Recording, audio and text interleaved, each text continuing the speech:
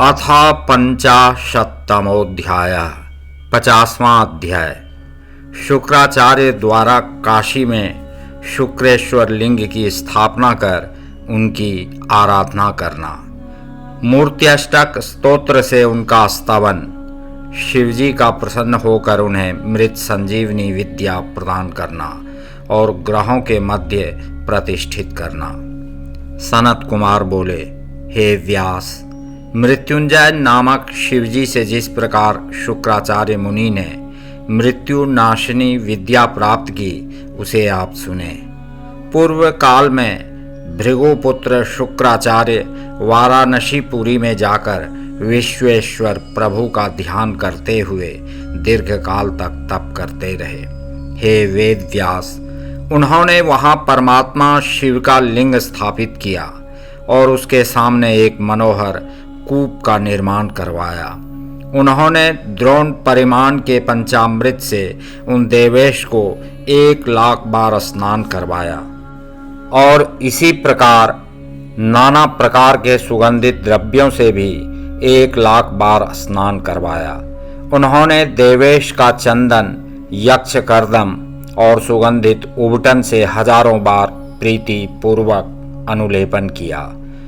उन्होंने रात चंपक, धतूरा, कनेर, कमल, मालती, कर्णिकार, कदम्ब, बकुल, उत्पल, मल्लिका, शतपत्री, सिंधुवार, किंशुक, बंधूक पुष्प, पुन्नाग, केशर, नागकेशर, नवमल्ली, चिबिलिक, कुंद, मुचुकुंद, मंदार, बेलपत्र, द्रोण, मरुबक, वृक, ग्रंथिपर्ण, दमनक, सुरम्य, आम्रपत्र, तुलसी, देवगंधारी, बृहत्पत्री, कुशांकुर, नद्यावर्त, अगस्त्य, साल, देवदारु, कचनार, कुर्बक, दूर्वांकुर, कुरुंटक, इन प्रत्येक पुष्पों से तथा अनेक प्रकार के दूसरे मनोहर पल्लवों, पत्तों तथा कमलों से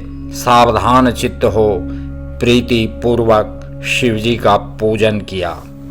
तदनंतर उन्होंने गीत, नृत्य, उपहार, बहुत सी स्तुतियों, शिव सहस्र नाम स्तोत्र तथा अन्य स्तुतियों से शिवजी को प्रसन्न किया। इस प्रकार शुक्राचार्य 5,000 वर्ष पर्यंत नाना प्रकार की अर्चन विधि से महेश्वर शिव की पूजा करते रहे। जब उन्होंने शिवजी को वरदान के लिए थोड़ा भी उन्मुख ना देखा, तब अत्यंत कठिन दूसरा नियम धारण किया। भावना रूपी जल से इंद्रियों सहित चित्त के चांचल्य रूपी महान दोष को धोकर उस चित्त रूप महारत्न को निर्मल करके शिवजी के लिए अर्पण करके शुक्राचार्य हजारों वर्ष पर्यंत तुषाग्नि जन्य धूम राशि का पान करने लगे। इस प्रकार दृढ़ मन वाला होकर घोर तप करते हुए उनको देखकर शिवजी शुक्राचार्य पर अत्यंत प्रसन्न हो गए और हजारों सूर्यों से भी अधिक तेज वाले दाक्षायणी पति विरूपाक्ष शिवजी उस लिंग से प्रकट होकर कहने लगे। महेश्वर बोले, हे तपोनिधे, हे महाभाग, हे महामुने, हे भृगुपुत्र, मैं आपके इस तप से विशेष रूप से प्रसन्न हूँ। हे भार्गव, आप अपना मनोभिलषित समस्त वर मांगिए, मैं प्रसन्न होकर आपकी सभी कामनाएं पूर्ण करूँगा। आपके लिए कुछ भी अदेय नहीं है। सनत कुमार बोले, शिवजी के इस अत्यंत सुख देने वाले श्रेष्ठ वचन को सुनकर शुक्राचार्य हर्षित हो गए और आनंद समुद्र में निमग्न हो गए।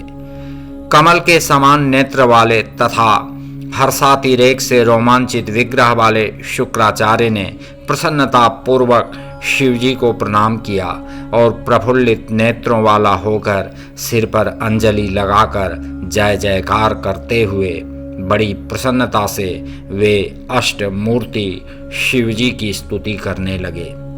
भार्गव उवाच, त्वं भाभिराभिरभिभूय तमः समस्तमस्तं नयस्य भिमतानि निशाचराणां देदीप्यमानानि प्यसे दिव्यमणे गगने हिताय लोकत्रयस्य जगदीश्वर तन्नमस्ते। भार्गव बोले, हे जगदीश्वर, आप अपने तेज से समस्त अंधकार को दूर कर रात में विचरण करने वाले राक्षसों के मनोरथों को नष्ट कर देते हैं। हे दिनमणे, आप त्रिलोकी का हित करने के लिए आकाश में सूर्य रूप से प्रकाशित हो रहे हैं, ऐसे आपको नमस्कार है। लोकेति वेलमतिवेल महामहोभिर निर्भाषिको च गगने खिललोक नेत्रः विद्राविताखिलतमाः सुतमोहिमांशो पीयूषपूरपरिपूरित तन्नमस्ते। हे हिमांशो, आप पृथ्वी तथा आकाश में समस्त प्राणियों के नेत्र बनकर चंद्र रूप से विराजमान हैं और लोक में व्याप्त अंधकार का नाश करने वाले एवं अमृत की किरणों से युक्त हैं। हे अमृतमय, आपको नमस्कार है। त्वं पावने पथि सदा गतिरप्युपास्यः कस्त्वां विना भुवन जीवन जीवतीह स्तब्ध प्रभंजन विवर्धित सर्वजन्तो संतोषिता हि कुल सर्वग वै नमस्ते। हे भुवन जीवन, आप पावन पथ योग मार्ग का आश्रय लेने वालों की सदा गति तथा उपास्य देव हैं। इस जगत में आपके बिना कौन जीवित रह सकता है। आप वायु रूप से समस्त प्राणियों का वर्धन करने वाले और सर्प कुलों को संतुष्ट करने वाले हैं। हे सर्वव्यापिन, आपको नमस्कार है। विश्वेक पावक न तावक पावके कर शक्ते ऋते मृतवतामृत दिव्य कार्यम प्राणिष्यदो जगदहो जगदंतरात्मं स्वं पावक प्रतिपदम शमदो नमस्ते। हे विश्व के एकमात्र पावन करता, हे शरणागत रक्षक, यदि आपकी एकमात्र पावक अर्थात पवित्र करने वाली एवं दाहिका शक्ति न रहे तो मरने वालों को मोक्ष प्रदान कौन करे। हे जगदंतरात्मन, आप ही समस्त प्राणियों के भीतर वैश्वानर नामक पावक अर्थात अग्नि रूप हैं और उन्हें पग पग पर शांति प्रदान करने वाले हैं। आपको नमस्कार है। पानीय रूप परमेश जगत पवित्रा चित्रम विचित्र सुचरित्र करोसि नूनम विश्वं पवित्रममलं किल विश्वनाथा पानीय गाहनत एतदतो नतोस्मि। हे जल रूप, हे परमेश, हे जगत पवित्र, आप निश्चय ही विचित्र उत्तम चरित्र करने वाले हैं। हे विश्वनाथ, आपका यह अमल पानीय रूप अवगाहन मात्र से विश्व को पवित्र करने वाला है, अतः आपको नमस्कार करता हूँ। आकाश रूप बहिरंतरुतावकाश दानाद्विकस्वरमिहेश्वर विश्व में तत् त्वत्तः सदा सदय संश्वशीति स्वभावात् संकोच मेति भवतोस्मि नतस्ततस्त्वाम्। हे आकाश स्वरूप, हे ईश्वर, यह संसार बाहर एवं भीतर से अवकाश देने के ही कारण विकसित है। हे दयामय, आपसे ही यह संसार स्वभावतः सदा श्वास लेता है और आपसे ही यह संकोच को प्राप्त होता है, अतः आपको प्रणाम करता हूँ। विश्वंभरात्मक बिभर्षि विभोत्र विश्वं को विश्वनाथ भवतोऽन्यतमस्तमोरिः स त्वं विनाशय तमो मम चाहि भूषा स्तव्यात् परः परं प्रणतस्ततस्त्वाम्। हे विश्वम्भरात्मक अर्थात पृथ्वी रूप, हे विभो आप ही इस जगत का भरण पोषण करते हैं। हे विश्वनाथ आपके अतिरिक्त दूसरा कौन अंधकार का विनाशक है। हे अहिभूषण मेरे अज्ञान रूपी अंधकार को आप दूर करें। आप स्तवनीय पुरुषों में सबसे श्रेष्ठ हैं, अतः आप परात्पर को मैं नमस्कार करता हूँ। आत्मस्वरूप तब रूप परंपराभिराभिस्ततं हर चराचर रूप में तत् सर्वांतरात्मनिलय प्रतिरूप रूपा नित्यं नतोऽस्मि परमात्मजनोष्टमूर्ते। हे आत्मस्वरूप, हे हर आपकी इन रूप परंपराओं से यह सारा चराचर जगत विस्तार को प्राप्त हुआ है। सबकी अंतरात्मा में निवास करने वाले हे प्रतिरूप, हे अष्टमूर्ते मैं भी आपका जन हूँ, मैं आपको नित्य नमस्कार करता हूँ। इत्यष्टमूर्तिभिरिमाभिर्बन्धुबन्धो युक्तः करोषि खलु विश्वजनीन मूर्ते एतत्तं सुविततं प्रणत प्रणीता सर्वार्थ सार्थ परमार्थ ततो नतोऽस्मि। हे दीन बंधो, हे विश्वजनीन मूर्ते, हे प्रणत प्रणीत अर्थात शरणागतों के रक्षक, हे सर्वार्थ सार्थ परमार्थ आप इन अष्ट मूर्तियों से युक्त हैं और यह विस्तृत जगत आपसे व्याप्त है, अतः मैं आपको प्रणाम करता हूँ। सनत कुमार बोले, भार्गव ने इस प्रकार अष्टमूर्ति स्तुति के 8 श्लोकों से शिवजी की स्तुति कर भूमि में सिर झुकाकर उनको बार बार प्रणाम किया।